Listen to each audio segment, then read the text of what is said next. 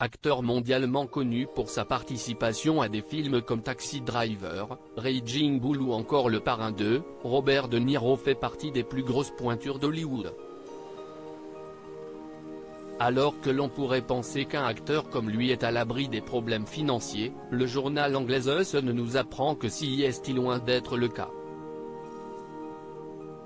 En 2018, l'acteur américain mettait fin à sa relation de plus de 30 ans avec Grace Hightower, également actrice.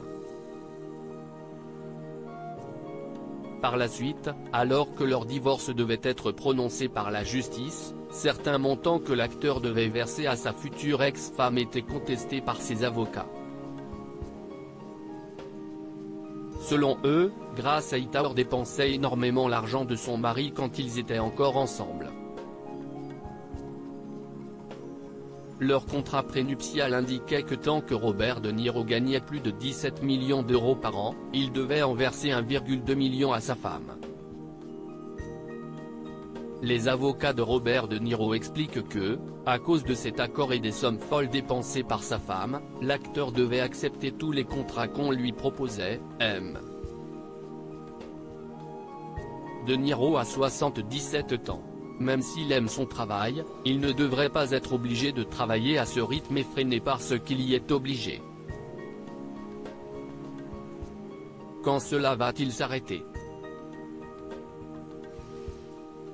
Depuis le début du XXIe siècle, Robert De Niro a en effet multiplié les apparitions dans des comédies américaines qui font souvent des flops au box-office.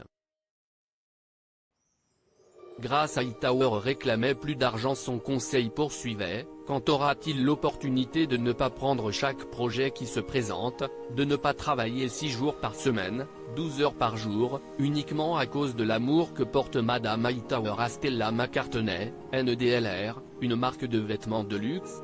S'il tombe malade demain, la fête est finie. Les avocats de Grace Hightower avaient contre-attaqué en argumentant que Robert De Niro utilisait souvent des jets privés pour se déplacer et qu'il était donc loin d'être pauvre. Ils ont noté que De Niro réduisait de plus en plus les sommes qu'il lui versait et que celles-ci ne touchaient désormais plus que 80 000 € par mois.